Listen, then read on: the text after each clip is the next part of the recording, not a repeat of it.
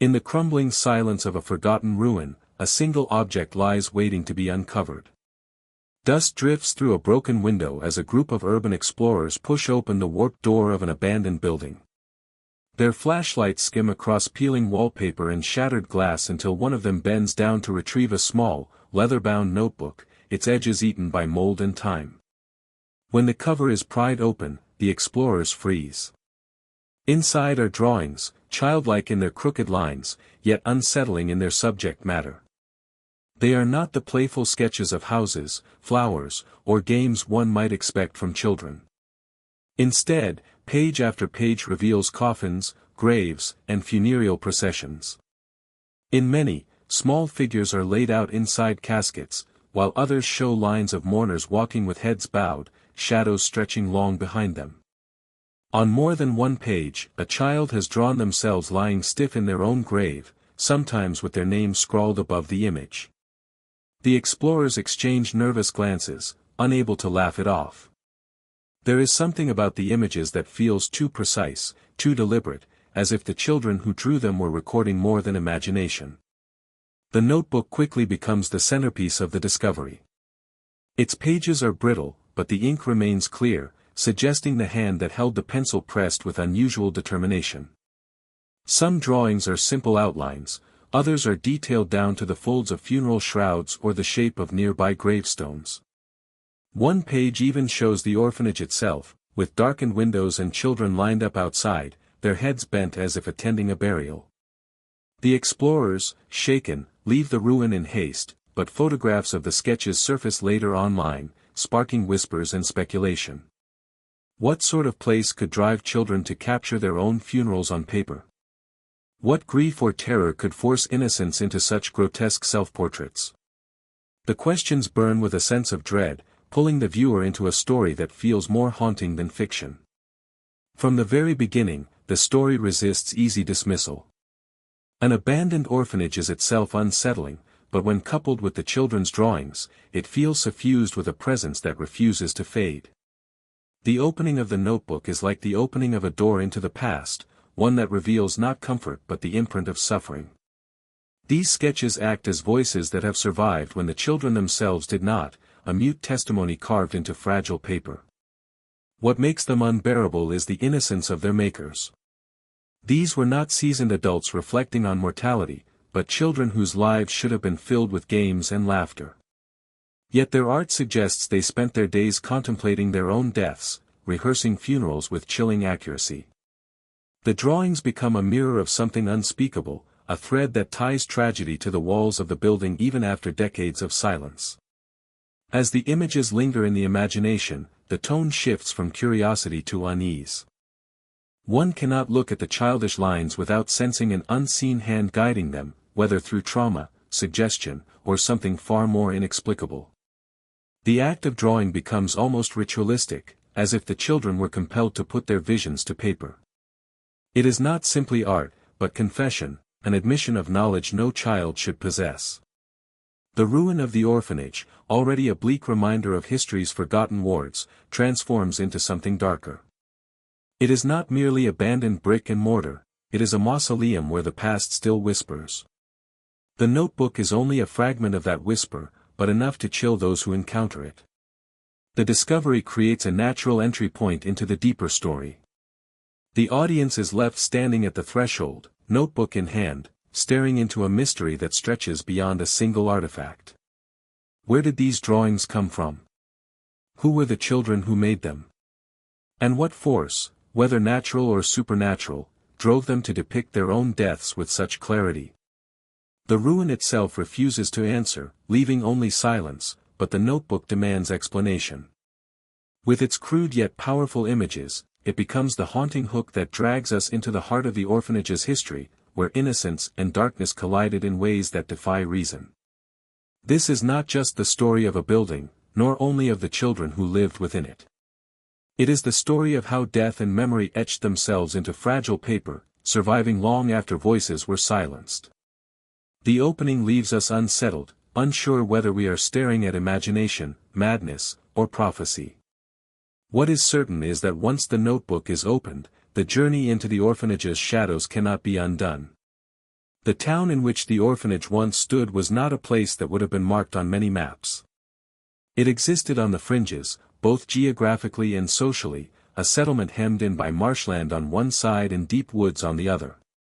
The roads leading in were narrow and perpetually slick with mud, and travelers who passed through often spoke of the air as unnaturally heavy, as though the fog never lifted no matter the season. Brick chimneys exhaled smoke that clung low over the rooftops, staining walls a dull gray.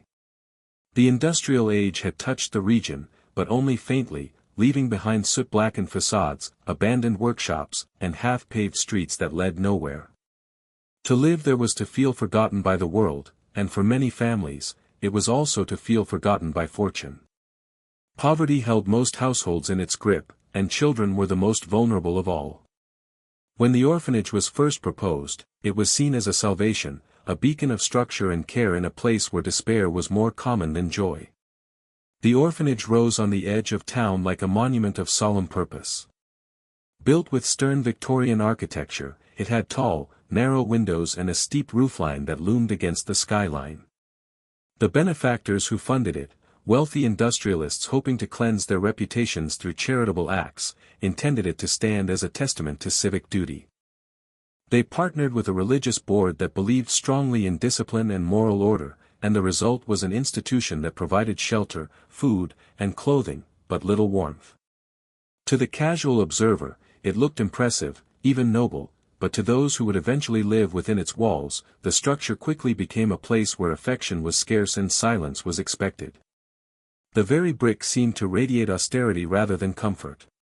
While its patrons spoke of Christian charity, its rooms were filled with the cold echo of rules and the heavy weight of watchful eyes.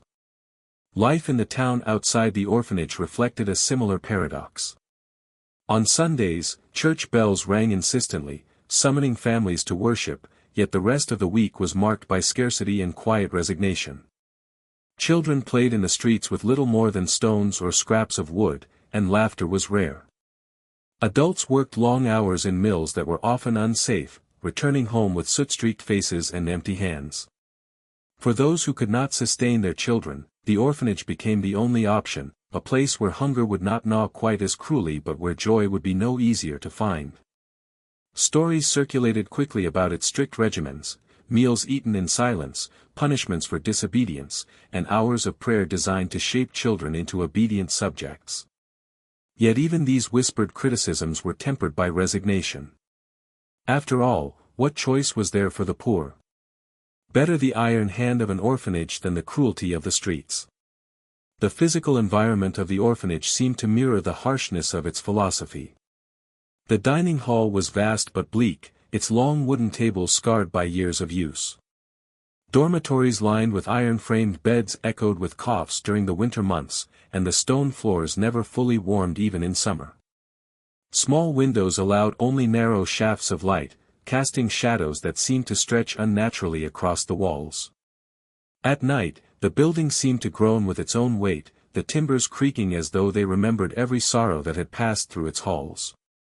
For the children, it became both a refuge and a cage, a place where their basic needs were met at the cost of their freedom and individuality. They learned quickly not to cry too loudly, not to ask too many questions, and not to expect affection from those tasked with their care. Yet the orphanage was not built in malice. Its founders believed deeply in structure, in the idea that discipline could shape broken children into productive adults. The religious board emphasized salvation through obedience, preaching that suffering on earth was a preparation for the peace of heaven. To the administrators, the drawings and songs of children were distractions from more important lessons about piety and morality.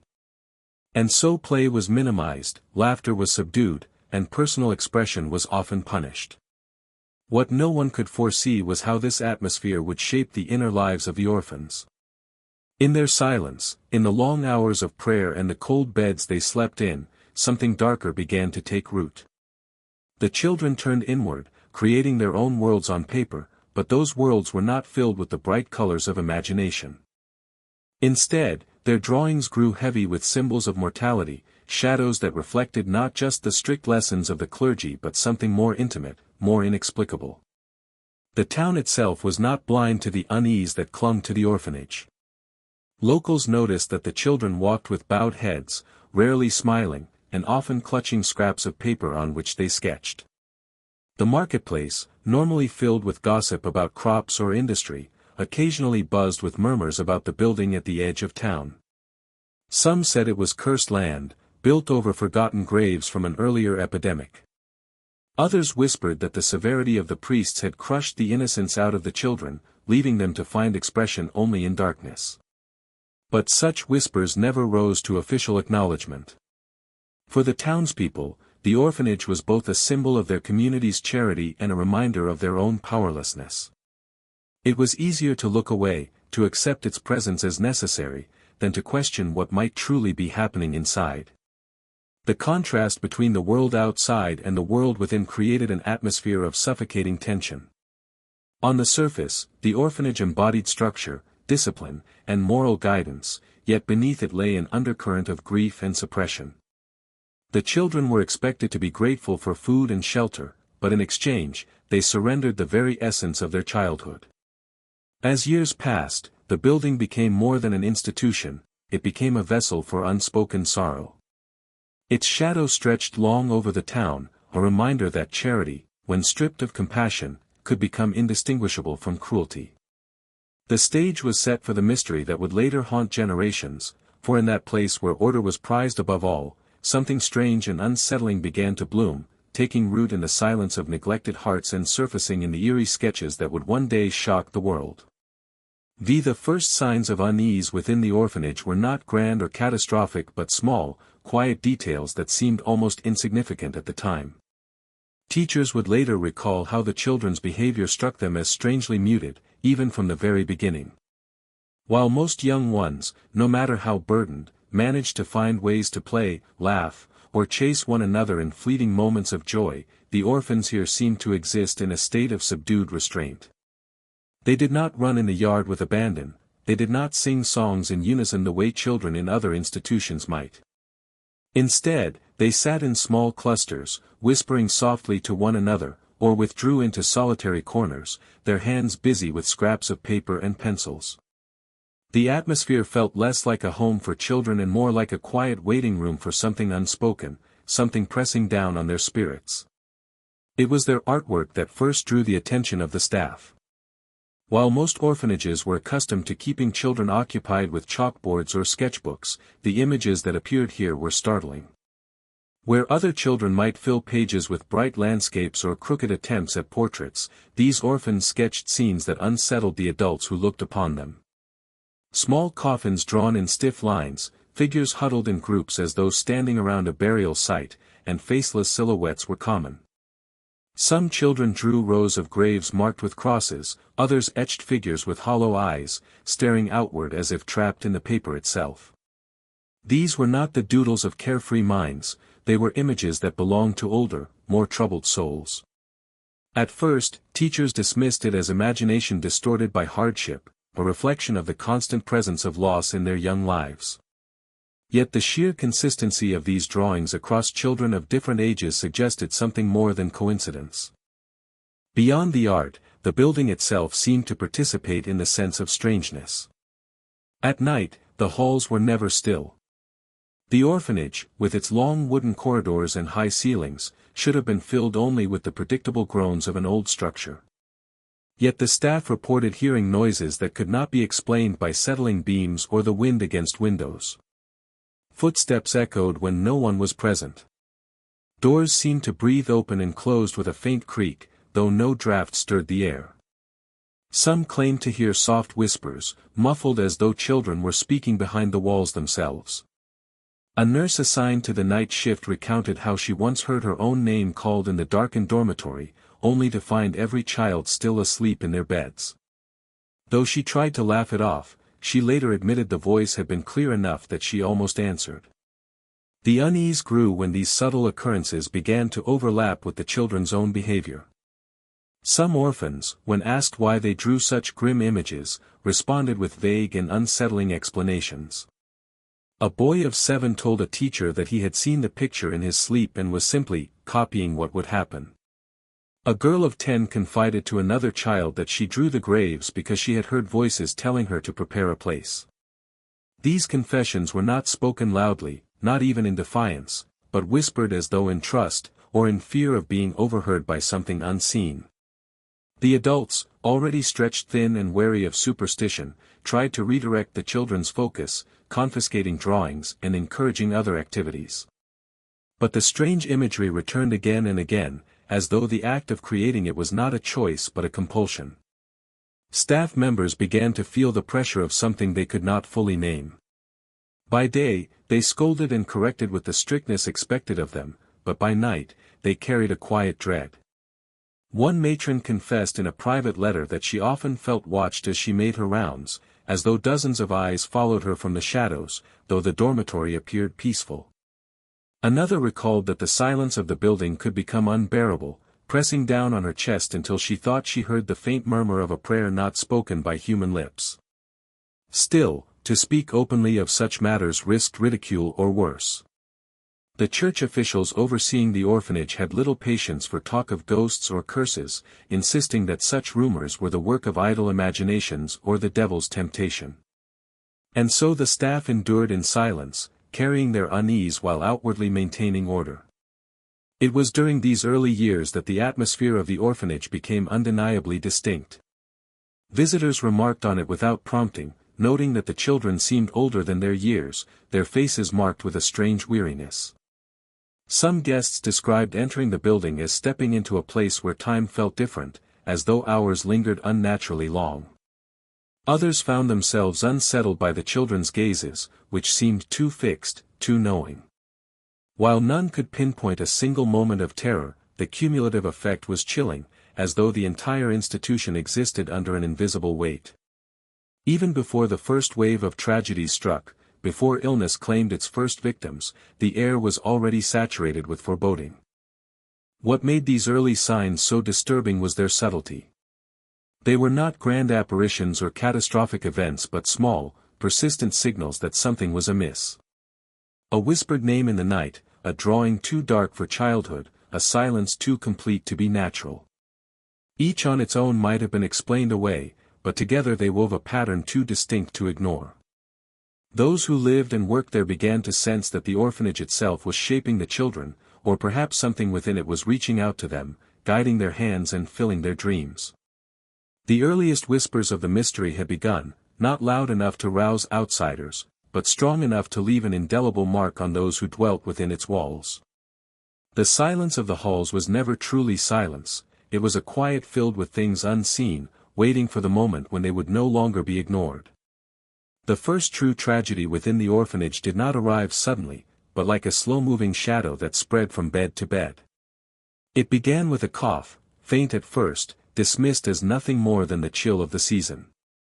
But within weeks, the sound grew constant in the dormitories, echoing at night until the air itself seemed filled with sickness. One by one, children fell ill, their frail bodies unable to withstand the infection that tightened its grip on them. The staff did what they could, administering herbal tonics, keeping blankets close, but the disease moved faster than their efforts. Within a month, the first graves were dug, shallow pits carved hastily into the earth behind the orphanage, where the ground sloped downward into a patch of trees. The burials were brief, carried out in near silence, as though to speak of death too loudly might call it further into their midst. The children who remained alive did not seem surprised. That was what unsettled the adults most deeply. Instead of being overcome with grief or confusion, some of the orphans reacted with eerie calm, as if they had long expected the outcome. In the weeks before the deaths, many of them had produced drawings that matched the funerals with uncanny detail. One sketch showed a coffin carried out the back door, flanked by two staff members with bowed heads. When the burial occurred, the scene unfolded almost exactly as depicted. Another drawing showed 3 small crosses rising on the hillside, a sight which became reality only days later. The accuracy of these images shook even the most practical members of staff. Some, terrified by what they considered evidence of a curse, burned the drawings in the hope of erasing their influence.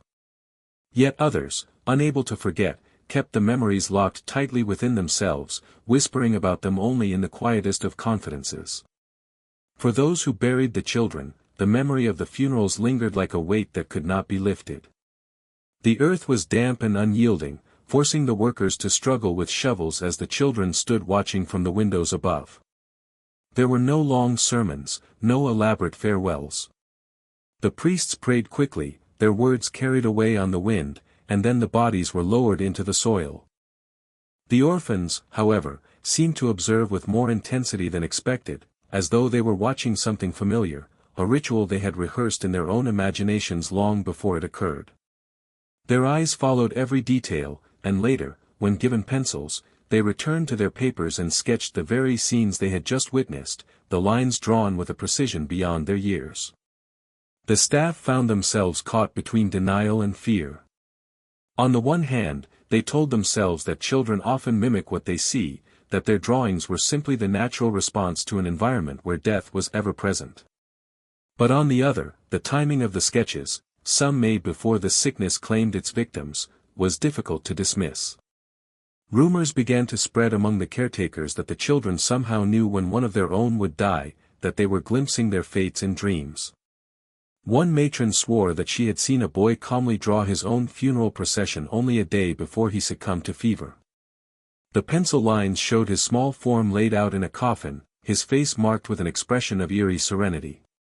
When she confronted him about it, the boy only shrugged and said he wanted to be ready. It was this strange mixture of acceptance and prophecy that set the tragedies apart from ordinary loss. In most orphanages of the time, death was sadly common, but here, it carried the unmistakable impression of inevitability. The drawings became a kind of second burial, one that predated the real one. Children who were still healthy began producing sketches of their own deaths, as though preparing for what they believed was coming. Staff members destroyed as many as they could, fearful that the act of drawing might somehow bring the events into reality, but no matter how many were burned, more appeared. Some drawings were hidden beneath mattresses, others tucked into the corners of exercise books, each one bearing the same quiet testimony: the children knew. Outside the orphanage, the townspeople began to notice the increase in funerals. They saw the small processions making their way to the hillside and wondered how such misfortune could strike the same place so mercilessly. Few were told of the drawings, though whispers carried in hushed tones suggested that something unnatural was taking place within the institution's walls. Some claimed the land was cursed, pointing to the fact that the orphanage had been built near the site of an older burial ground, one used during a previous epidemic. Others dismissed it as the simple cruelty of fate, yet the unease was spreading, felt by anyone who passed too close to the grounds where so many small bodies lay. For the children themselves, the experience blurred the line between life and death. They no longer seemed to separate one from the other, funerals became as common as meals, and graves as familiar as the yard where they played.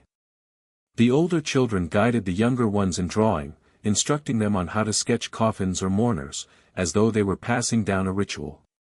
The act became part of their daily lives, woven into their routines, until paper and pencil were no longer tools for play but instruments of memorial. It was as if they were preparing themselves constantly, living in anticipation of an end they believed was already written. The first graves behind the orphanage became markers of something far more profound than sickness.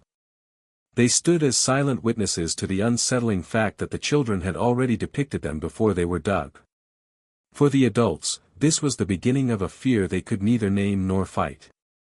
For the orphans, it was the confirmation of what they already seemed to know, that death was not only inevitable, but imminent, and that they were destined to meet it with the calm acceptance of artists who had already drawn their own last portraits. The spread of unease did not remain confined within the orphanage's walls.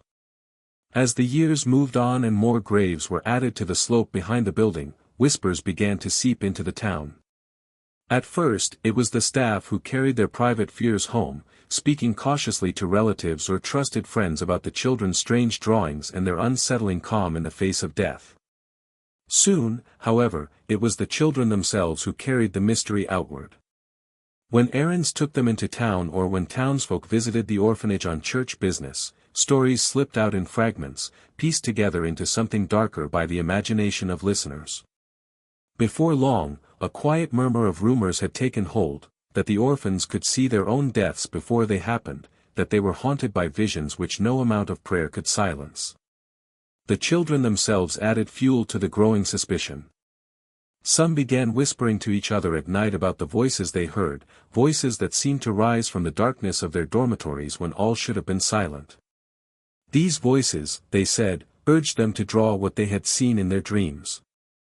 One girl confided to her roommate that she had seen a woman dressed in black standing at the foot of her bed. The woman had not spoken but had pointed at the paper left on the nightstand. By morning, the girl had filled the sheet with a sketch of her own funeral. Other children claimed to see shadowed figures that hovered by the windows or stood in the doorways of their rooms. For the children, these visions became part of their nightly existence, something shared in fearful whispers but rarely admitted to the adults, who punished them for such talk. Within the town, people began connecting the unexplained deaths at the orphanage with older stories that had haunted the land for generations. Some recalled that the orphanage had been built on ground once used to bury victims of a long-past epidemic. Farmers and laborers told of bones being unearthed when the foundations were dug, though these details were quickly covered up by church officials who did not wish to taint the institution's reputation. To the locals, the string of tragedies seemed like proof that the land itself carried a curse, that the children's drawings were not imagination but visions fed to them by restless souls beneath the soil. These whispers spread quickly in taverns and marketplaces, growing more elaborate with each retelling. The church, however, responded with firm denial. Priests warned the townspeople against spreading rumors, calling such talk dangerous and ungodly. They insisted that the deaths were the work of disease, a tragedy of poverty and poor health rather than a sign of something supernatural. As for the drawings, they dismissed them as the product of grief-stricken young minds, easily influenced by their harsh surroundings.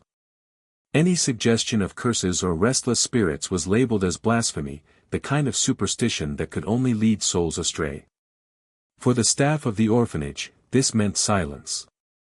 They were forbidden to speak of the drawings, forbidden to admit that they, too, had felt the uncanny chill that seemed to hang over the place. To speak otherwise risked not only their positions but their reputations within the tightly controlled religious order. The children, however, could not be silenced so easily. Some continued to whisper to one another in secret, their conversations carried in low tones under blankets late at night. They shared the details of dreams in which they saw their friends lying in coffins, or processions winding slowly through the yard, only to see those very events come to pass days later. The certainty with which they described these visions unsettled even the most skeptical adults. A handful of caretakers admitted privately that they had overheard children calmly predicting who would be the next to die, as though it were already decided. And when those predictions proved true, even the strongest faith began to waver. The rumors spreading through the town created a rift between those who wanted to believe the church's reassurances and those who felt something darker was undeniably at work. Mothers warned their children not to linger near the orphanage gates. Laborers crossing the fields at dusk claimed to hear faint voices, as if children were chanting from within the walls long after bedtime. Stories circulated about flickering lights seen in the windows, though no lamps had been lit. The orphanage became less a place of charity and more a looming specter at the edge of town, its very presence a reminder of what people could not explain. The children themselves seemed to embrace their role in this strange narrative, though whether out of acceptance or resignation was difficult to know. They began to speak of their drawings as tasks, obligations passed down to them by the mysterious voices. To disobey, they whispered, was to risk angering the figure in black who appeared in their dreams. Some children drew compulsively, as if unable to stop themselves. Others hid their sketches under mattresses or within the pages of prayer books, ashamed of them yet unable to throw them away. The drawings became tokens of both fear and inevitability, carried secretly in their pockets or clutched in their hands during the long nights. As the whispers spread, the town's silence deepened. Fear of the church's authority kept people from speaking too openly, but behind closed doors the subject dominated conversation. The image of children quietly sketching their own deaths lingered in every retelling, a detail that was too grotesque and too persistent to dismiss. The people of the town began to sense that something was growing within the orphanage, something that could not be contained by denial or prayer. Even if they did not see it with their own eyes, they felt its reach, as though the walls of the institution no longer contained the strangeness within. Instead, it was seeping outward, pressing against the edges of the town like a storm that would not break. For those who walked past the orphanage at night, the silence was unbearable. The windows stared out like hollow eyes, and the building seemed to breathe in the fog, exhaling despair back into the streets. The whispers of the children, though rarely heard directly, became part of the town's collective imagination, carried as if on the wind itself. It was no longer just an orphanage. It was becoming a legend in its own time, a place where innocence was overshadowed by an unseen hand, where drawings foretold death and silence was the only defense against the terror that grew stronger with each passing day. The tension between the whispered stories and the stern reassurances of the church could not last forever. What had begun as unease in the town and silent fear among the staff began to settle deeply into the minds of the children themselves. It was in the quiet hours of the night, when the dormitories were cloaked in darkness and the faint creak of wood marked the passage of unseen things, that the children's inner worlds began to fracture. Some of them grew restless and anxious, unable to sleep, their eyes wide open long after the lamps had been put out. Others retreated into themselves, silent during play, unwilling to laugh or even speak, as if weighed down by some knowledge too heavy to share. The orphanage was no longer a place of shelter but a crucible of fear, pressing down on the fragile minds trapped within. Caretakers began noticing a strange shift in the children's behavior. Once, their drawings had been hidden, tucked beneath mattresses or shared only in whispers, but now some children began to present them openly, almost defiantly. They placed their sketches on the tables at mealtime, or left them in the hallways where others were sure to see them. These drawings were more elaborate than before, detailed scenes that showed not only coffins but entire processions, priests in mourning robes, and the slow trail of mourners moving down the orphanage path. Sometimes the faces in the drawings were recognizable, belonging to children who had not yet fallen ill. The staff tried to confiscate the drawings, tearing them up or burning them in the kitchen stove, but the children simply made more. For every picture destroyed, 2 more appeared, as though the act of suppression only deepened the need to create. The effect on the children's minds was profound. They began to talk of death not with dread, but with an eerie acceptance. A boy no older than 9 was overheard telling another that his turn was coming soon, that he had seen it and felt ready. A girl, barely past toddlerhood, wept not because she feared dying, but because she had dreamed her funeral would be poorly attended. The caretakers tried to remind them of joy, of hope, of God's mercy, but their words rang hollow in the ears of children who believed they had already glimpsed their fates. It was as though the innocence of childhood had been stripped away, replaced by a somber resignation. The psychological decay spread among the staff as well. Some began to doubt their own sanity. They spoke in hushed tones about the weight of the air within the building, about the way shadows seemed to linger unnaturally long in the corners. At night, when the halls should have been silent, a few caretakers admitted to hearing the faint scratching of pencils on paper, though when they entered the dormitories, all was still. Others began to suffer from vivid dreams in which they too saw coffins, though they dared not speak of them aloud. The institution's order, once strict and orderly, was slowly unraveling, its workers caught between fear of their superiors and the inescapable dread that something was terribly wrong. Attempts to reassert control only deepened the cracks.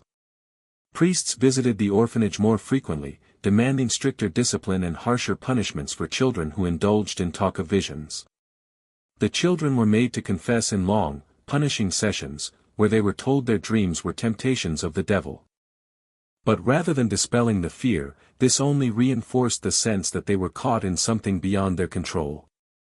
When a child was beaten for hiding a drawing, the others whispered that the figure in black would surely come for him sooner, and when the boy fell ill days later, their certainty was only confirmed.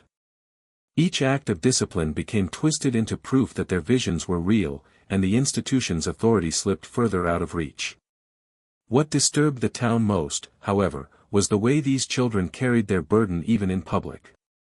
On the rare occasions they were seen outside the orphanage, walking to the church, or passing through the market, they carried an unnatural quiet with them. Witnesses spoke of children who moved in groups but did not laugh or chatter like others their age. Instead, they walked solemnly, eyes lowered, as if each was following a procession no one else could see. Townsfolk avoided their gaze, unnerved by the sense that these children were not simply alive, but already half buried in some shadow of death. The psychological decline soon took its toll on the orphanage's routine. Games in the yard ceased. Meals grew silent, punctuated only by the clatter of utensils. Even the smallest tasks, tidying the dormitories, tending to chores, were performed with the air of ritual rather than necessity. The children moved like sleepwalkers, some humming strange, tuneless melodies under their breath, others staring at the walls for long stretches as if listening to something inaudible. The staff, exhausted and increasingly superstitious, began to mirror the children's silence. Gone was the laughter of caretakers trying to lighten heavy spirits, in its place lingered a crushing quiet that seemed to smother every room. The strain pressed hardest on the older children, who began to take on roles of grim authority. Some acted as guides to the younger ones, explaining how to interpret dreams, how to prepare for the moment when the figure in black might appear. Others began to lead small groups in nightly whisperings that sounded to the caretakers like prayers, though the words were unfamiliar and unsettling. It was as if the children were creating their own ritual language, born from shared fear and resignation. These secret gatherings heightened the sense that the orphanage was no longer under human control, but ruled by something darker, something that fed upon the despair that grew stronger with every passing day. What unsettled the priests most was the erosion of faith. The children no longer turned to prayer for comfort. When urged to ask God for mercy, many simply nodded silently, eyes hollow, as if the gesture was meaningless. Others admitted outright that they no longer believed salvation was possible, that their fates had already been sealed. The staff, though terrified to admit it, felt the same. Each death seemed to affirm the inevitability of the next, and each drawing became a prophecy no one dared deny. Hope, the very cornerstone of their religious mission, had vanished from the orphanage, leaving only despair in its place. By the time another child passed away, the institution had become something more than a place of grief. It was now a house of resignation, a building whose very air seemed soaked with hopelessness. The psychological toll was evident not only in the haunted eyes of the children, but in the slumped shoulders of every caretaker who walked its halls. The town, watching from the outside, no longer saw it as a sanctuary. They saw a place where childhood was consumed by something unseen, where the mind itself rotted under the weight of inevitable death. And in that growing silence, both within and without, the orphanage seemed to draw strength, as if it thrived on the unraveling of every fragile soul it held captive. In the face of so much dread, there were still those who sought to explain what was happening in rational terms. The orphanage could not exist in endless silence, and the growing pressure from townspeople, caretakers, and even whispers among priests forced a new question to the forefront: was there a natural cause for the children's visions? Physicians were summoned from nearby towns, men who had studied disease and who prided themselves on applying reason where others saw only superstition. Their first explanations were simple, even comforting. Perhaps the children were suffering from poor diet, malnutrition that clouded their minds and caused strange dreams. Perhaps the constant exposure to sickness and death within the orphanage had made them overly familiar with mortality, so much so that their drawings were simply echoes of what they saw daily. It was a theory that seemed plausible on paper, but it could not account for the precision with which the children foretold their own funerals, or how they spoke with certainty of deaths that had not yet occurred. The doctors tried other explanations. They examined the children's water supply, convinced it might be contaminated with minerals or toxins that produced hallucinations. Some theorized that the very soil on which the orphanage stood contained elements that leached upward, warping the senses. Yet every test returned inconclusive, and every theory collapsed under the weight of fresh tragedy. Each new death mocked their reasoning, each new drawing appeared before the illness set in. What science could not explain, faith tried to cover, but the more both faltered, the deeper the air of inevitability grew. Whispers turned toward psychological theories. Perhaps the children were caught in a form of mass hysteria, one dream infecting another until they all believed in the same visions. The idea seemed logical to some of the more skeptical caretakers.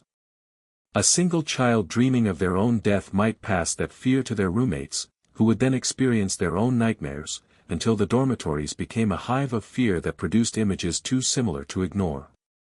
Yet even this failed to convince many, for there were cases where the drawings appeared before the child had spoken of any dream, where the visions came without suggestion.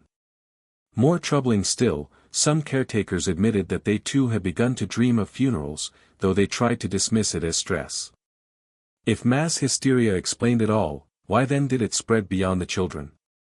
The priests, desperate to preserve their authority, advanced their own theories with renewed vigor. They spoke of temptation and spiritual weakness, claiming that the devil preyed upon vulnerable children to sow fear and undermine the church. To them, the drawings were evidence not of prophecy but of corruption, the kind that could only be cleansed through confession, penance, and unwavering discipline. Yet behind their sermons lurked unease. Even they had seen how often the drawings matched reality, and a handful of them admitted privately that they feared something darker was at play, something beyond even the devil's trickery, something old and bound to the land itself. There were those outside the orphanage who reached back into folklore for their explanations. Farmers and townsfolk began to revive old tales of spirits that haunted the ground, of ancient curses passed through the soil. Some claimed that the figure in black the children described was no devil, but a mourner spirit, an embodiment of grief itself, wandering between the living and the dead, drawing children across that threshold before their time. Others whispered of a curse left behind by plague victims buried without rites, their restless souls taking revenge by stealing the lives of those who lived above them.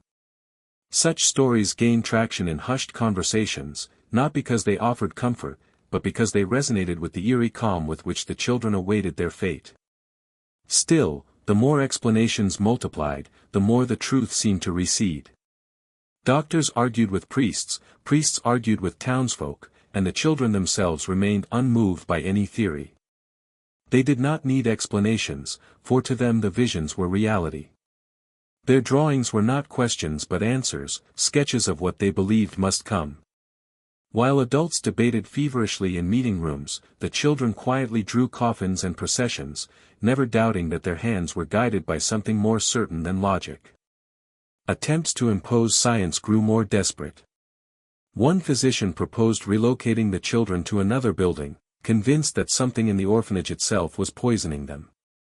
Yet those few children who were taken into foster care in distant villages often continued the same behaviors, sketching their own funerals with the same haunted calm. The mystery traveled with them, defying the belief that it was tied to the building's walls or soil. Another expert suggested that the children had unconsciously absorbed details from funerals they had seen before and were repeating those images, dressing them with their own likenesses. But even this fell apart when some drawings depicted coffins of sizes too small to belong to anyone still living, drawings that only days later matched the tiny forms of the deceased. By the time these explanations had been offered and discarded, the orphanage had become a place where every theory was tried and found wanting. The clash between science, religion, and folklore only deepened the air of unease. Each camp insisted on its own truth, yet none could stop the funerals from coming, and none could silence the children's hands from drawing them. The staff, caught between conflicting authorities, grew more isolated, more broken. They no longer trusted the reassurances of priests or the calm certainty of doctors. Instead, they looked at the children and saw the only truth that mattered, the inevitability of another coffin, another sketch, another prophecy fulfilled. In the end, what haunted the town most was not the theories themselves but the silence that followed them. Explanations came and went, yet nothing changed. The orphanage continued to churn out drawings and burials in equal measure, and with every failed attempt to understand, the mystery only deepened. For those who walked past its walls at dusk, it no longer mattered whether the cause was disease, madness, the devil, or restless spirits. What mattered was the feeling that truth itself had fled the place, leaving behind only unanswered questions and the quiet scratching of pencils in the night. The breaking point for the orphanage did not arrive with a single moment of horror but rather through a slow unraveling, like a fabric coming apart thread by thread. By the time the outside world realized how far matters had decayed, the children within were already living as though death itself had moved into their dormitories. There was no laughter left in the halls, no songs sung before bed, no childish quarrels over toys or games. Instead, there was a silence so heavy that even the smallest sounds, the scrape of a chair, the rustle of paper, felt amplified. It was as though the entire orphanage existed in anticipation of something inevitable, an event no one could name yet all could feel approaching. Caretakers who once tried to maintain order gave way to resignation. Some walked through the halls without speaking, avoiding the children's gazes as though they feared what they might see in their eyes. Others abandoned their duties entirely, choosing instead to pray silently in the chapel or linger in corners where they thought the darkness was less suffocating. The priests who once arrived to assert control began visiting less often, their words drowned by the weight of an atmosphere that seemed to mock all sermons. It was as if the orphanage had become a place where authority itself could not survive, where human will bent and crumbled before something far older, far colder.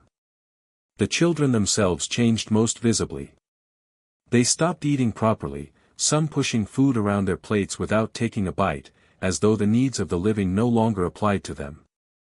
At night, they began lying down fully dressed, as if ready to be carried out at any moment. A few started to speak of their dreams with a finality that unsettled even the most hardened caretakers. One boy calmly told his companions that he would not wake in the morning, and when his prediction came true, the weight of it settled on everyone who remained. Another child clutched a drawing of his own coffin so tightly in his hands that the paper tore, but he would not let it go until illness claimed him days later. The line between the living and the dead blurred within those walls. Some children were said to rise from their beds in the middle of the night and walk silently through the halls, their eyes open but unseeing, as though guided by an unseen hand. Caretakers reported finding them standing at the windows, gazing out into the yard where the small graves multiplied, whispering names too faint to hear. Others began to keep vigil beside their companions, sitting quietly as if already rehearsing the role of mourners at funerals that had not yet occurred. What had once been a house for the living had transformed into a dwelling where death was the most constant resident. By this stage, even the town could not look away. The orphanage had become an object of dread, its reputation sealed by the steady rhythm of funerals. Townsfolk began avoiding the path that led past its gates. Those forced to pass by quickened their steps, unwilling to meet the eyes of any child who might be peering out from the windows.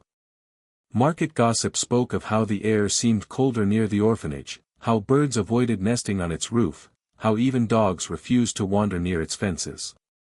The institution was no longer viewed as a refuge but as a wound at the edge of the town, a place that consumed children rather than saved them. Inside, the collapse deepened. The drawings became more frantic, the lines darker, the imagery more disturbing. Some sheets showed not only coffins and mourners but entire landscapes filled with crosses, as though the children believed the orphanage itself would one day be nothing but a graveyard.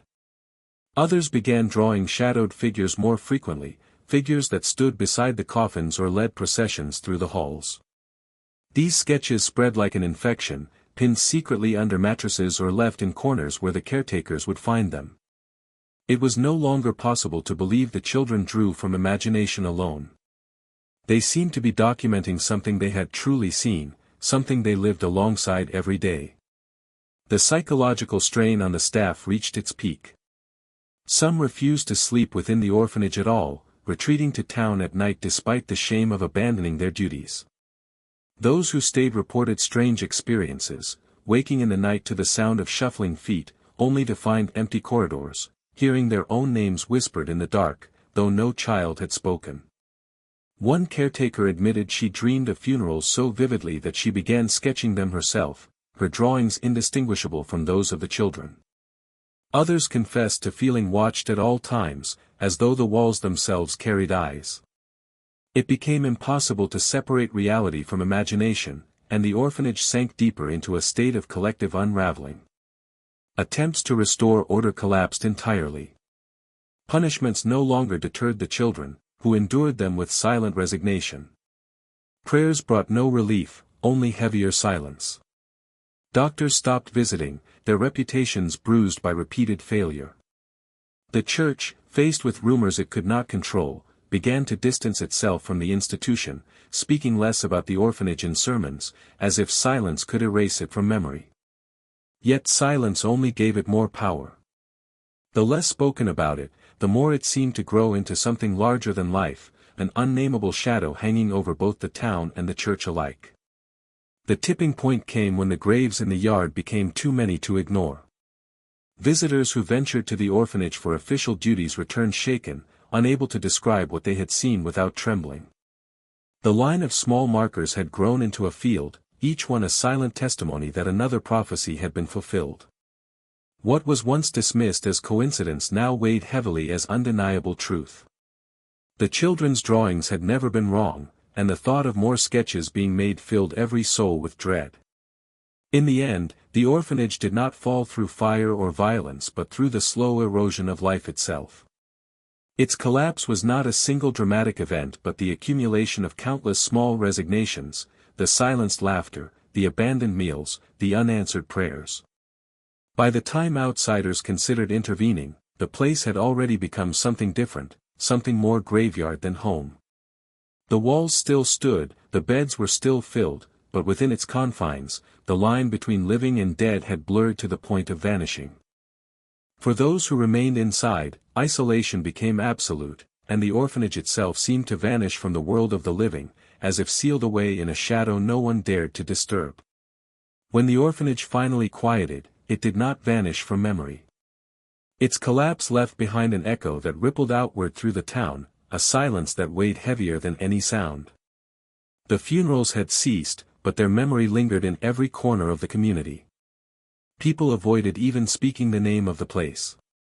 Where once it had been a symbol of charity, it was now treated as a wound in the town's history, something too shameful, too haunting to acknowledge. The remaining staff dispersed, many never returning to their posts, choosing instead to bury their own memories as though forgetting could erase the past. Yet the graves remained, each one a mute reminder of the children who had sketched their own endings. For the townspeople, this silence was not simply avoidance but a form of survival. The more they tried to live normal lives, the more they realized how deeply the orphanage had stained their collective conscience. Farmers working the fields near its grounds often claimed they still heard the faint echo of children's voices on the wind, chanting in the strange low tones that had unnerved caretakers. At night, some swore that the windows of the abandoned building glowed faintly, though no lamps had been lit within for years. The stories multiplied in whispers but were never acknowledged publicly. To do so felt dangerous, as though giving voice to the orphanage would call it back into being.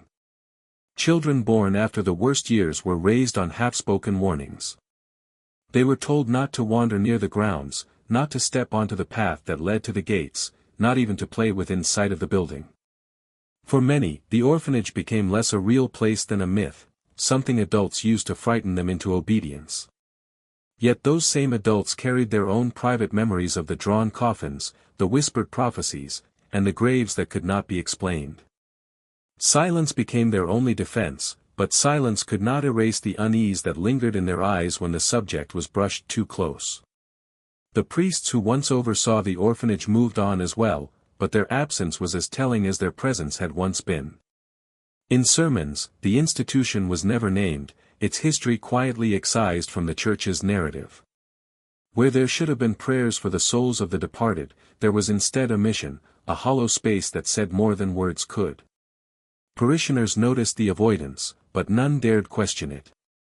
The church's silence was an instruction, a command that everyone obeyed: forget, bury, move forward. Yet in their hearts, the congregation carried doubts. What had happened in that building could not be washed away with unspoken denial, and their faith, once a fortress, now felt fragile. Some townsfolk whispered of caretakers who never recovered, who left service haunted and broken. A few turned to drink, others to solitude, unable to reconcile what they had witnessed with the teachings they had once trusted. A handful were said to have confessed privately to family members, describing nights when they had heard footsteps in empty halls or woken to see the figure in black standing at the end of their bed. These accounts were passed down like forbidden stories, never told openly, but never forgotten either. For those who believed them, the silence surrounding the orphanage was not protection but surrender. It was proof that some truths were too terrible to face. As years passed, the orphanage grounds grew wild. Weeds crept up the walls, and ivy covered the windows until they appeared like dark, unblinking eyes. The graves in the yard, once carefully marked, sank into the earth, their markers rotting or toppling under the weight of neglect. To strangers passing through the area, the building looked like any other abandoned structure, its decay unremarkable. Only those who lived in the town understood the depth of what it contained. To them, the ruins were not simply old stone and wood. They were a boundary, a place where the living should not tread, for fear of stirring something that had never fully died. Despite the silence, the legacy endured in subtler ways. Children growing up in the town often drew strange images without understanding why, simple sketches of coffins or shadowed figures that startled their parents. These incidents were quickly dismissed, scolded away, or hidden, but they carried an unsettling reminder. Perhaps the curse of the orphanage was not confined to its walls. Perhaps it had seeped into the soil, into the very air of the community. Though no one dared speak such thoughts aloud, the unease lingered, passed quietly from generation to generation. The aftermath of the orphanage was not marked by loud declarations or public reckonings but by the heavy, enduring silence that clung to the town. It was a silence that carried both fear and guilt, a recognition that what had happened could never be undone. The children who had drawn their own funerals were gone, but their presence remained in every shadow, every whispered story, every unspoken glance exchanged when the subject hovered near. The town moved forward, but it never escaped. It lived under the shadow of the orphanage still, bound not by chains of memory but by the unbreakable silence that followed in its wake. The silence that hung over the ruined orphanage was not the end of its story, for absence itself often becomes the most haunting presence of all. As the years passed, the building seemed to resist being forgotten, no matter how much the townsfolk tried to erase it from memory. Children were warned never to approach, but warnings often served as invitations to curiosity. Some, daring or foolish, crept toward the gates during daylight, pressing their faces against the rusted bars to peer inside. They always returned unsettled, describing a stillness unlike anything they had felt before, as though the very air refused to move. Those who lingered claimed the silence was not empty but filled with a pressure, a sensation of being observed by something hidden in the gloom. The adults scolded them harshly for wandering so close, though beneath their anger was fear that the old patterns might return if the place was acknowledged again. It was in these years of decay that the orphanage entered the realm of legend. The tales grew stranger, shifting with every retelling. Some said that the graves on the grounds never stayed still, that their positions changed subtly over time as though the earth itself was restless. Others swore that on certain nights, if one stood at a distance, they could see a line of children moving across the yard, each holding a coffin drawn on paper, their small hands tracing invisible lines through the air. Whether born from imagination or truth, these stories were whispered with the same mixture of awe and dread, never spoken too loudly, as if fear itself was a form of respect. The priests, too, could not escape the weight of the orphanage's shadow. Though they avoided its mention in sermons, the people still noticed subtle shifts in their demeanor. Some grew more fervent in their teachings, speaking of sin and punishment with fiery conviction, as if trying to ward off an invisible foe. Others, quieter and more haunted, seemed worn down by a hidden knowledge. In private, some were rumored to confess their doubts, saying that the figure seen walking the halls of the orphanage had not been human, nor entirely of this world. But these whispers were quickly smothered. To give them voice was to grant them power, and the priests, like the townsfolk, had learned that silence was the only shield they possessed. The orphanage's influence did not die with its children. Families living near the grounds found their own young ones plagued by peculiar dreams. They spoke of dark corridors, of drawing pictures they did not remember sketching, of standing in graveyards where every headstone bore their own name. Parents dismissed these tales as nightmares, but the frequency unsettled them. Sometimes, in the middle of the night, they would hear the faint scratching of pencils even though their children slept soundly. Sheets of paper would be found covered in crude sketches of boxes, always the same coffin-like shapes, drawn over and over until the lines tore through the paper. Though no child admitted to creating them, the drawings appeared nonetheless, scattered across desks or hidden under beds. The building itself resisted decay in ways that defied natural time. Though storms battered the region, the orphanage never collapsed fully. Its windows shattered, its roof sagged, but the walls stood with stubborn defiance, as though refusing to let its story end. Travelers passing by often remarked on its endurance, but locals simply looked away. They knew it was not strength that kept the orphanage standing but something else, something unwilling to release its hold on the world. In this way, the building became less a ruin and more a monument, not to charity or faith, but to sorrow, despair, and an unfinished story. Over the years, the orphanage's silence grew heavier, more oppressive, as if it was waiting for something. Even animals avoided the grounds. Birds flew wide arcs around it, and dogs that wandered near whimpered and ran back toward town. Farmers who cut too close with their plows claimed their fields yielded strange growths, crops that sprouted twisted, withered too quickly, or tasted of bitter metal. These accounts were passed quietly from neighbor to neighbor, with the same unspoken conclusion: the land was marked. No amount of forgetting could change that. And so, the town learned to live with its shadow. The orphanage became part of their rhythm, its silence woven into their days. Each passing year should have lessened the weight of memory, but instead, it grew heavier, the absence deepening like a wound that refused to heal. For the younger generations, who had never known the children lost, it became a symbol of something larger, something inexplicable that still clung to them. To some, it was a warning about faith turned to blindness, about obedience twisted into cruelty. To others, it was simply proof that not all questions should be asked, nor all truths uncovered.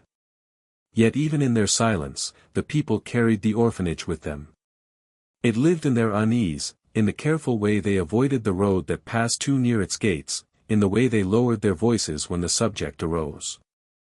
The graves sank deeper, the walls crumbled slowly, but the story refused to die.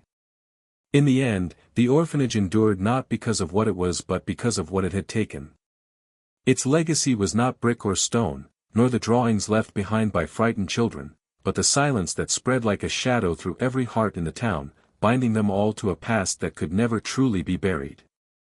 In the years that followed, when the orphanage had long since fallen into ruin and most of its immediate witnesses had gone to their own graves, the story refused to rest. It traveled, as stories often do, across neighboring towns, passed in hushed tones at taverns, or murmured between travelers who had never set foot near the place. Each retelling twisted the details, yet the core remained: children who had drawn their own funerals, priests who had silenced the truth, and a building that seemed to breathe sorrow even after death had emptied its halls.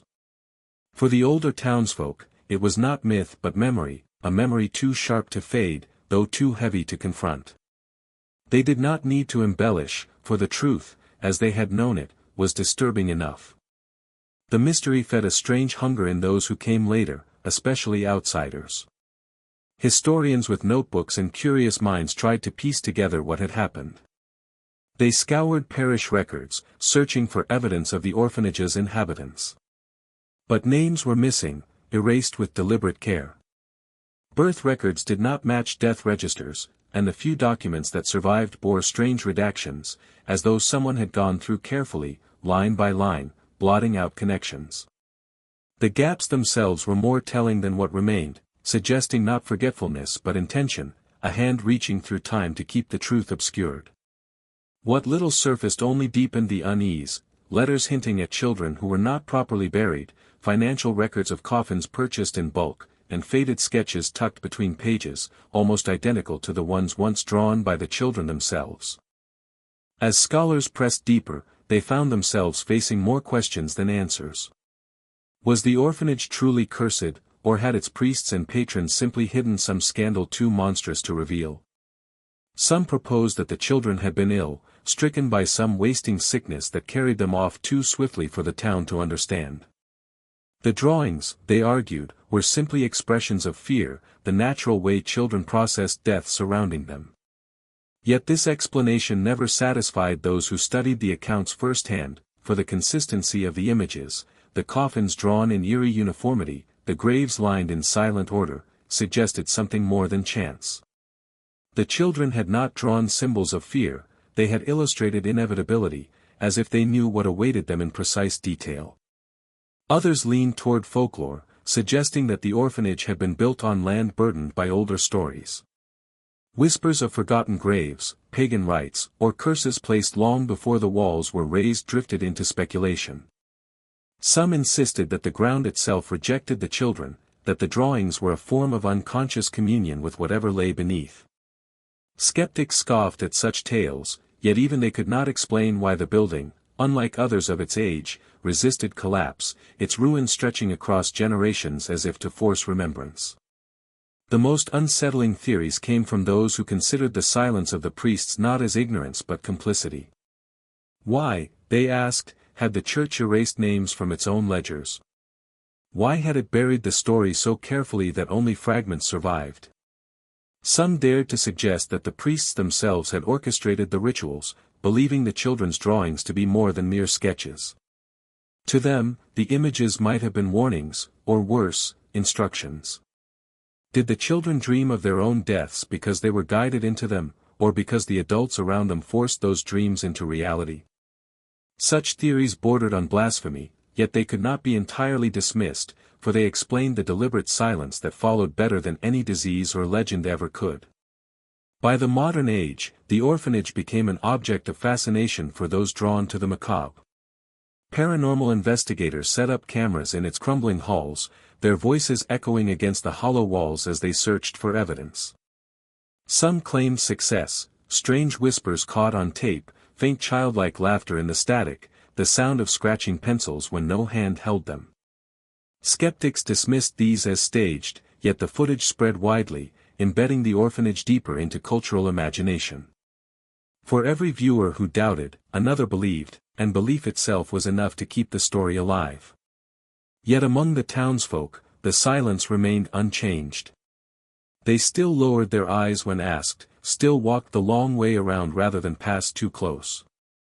To them, it was not entertainment but inheritance. The orphanage was not merely haunted by the dead, it was haunted by truth, a truth that had outlasted generations of denial. And perhaps that was its final horror, not that it defied explanation, but that explanation might exist, waiting in the spaces between the erased names and the unspoken memories, too dreadful for anyone to bear aloud.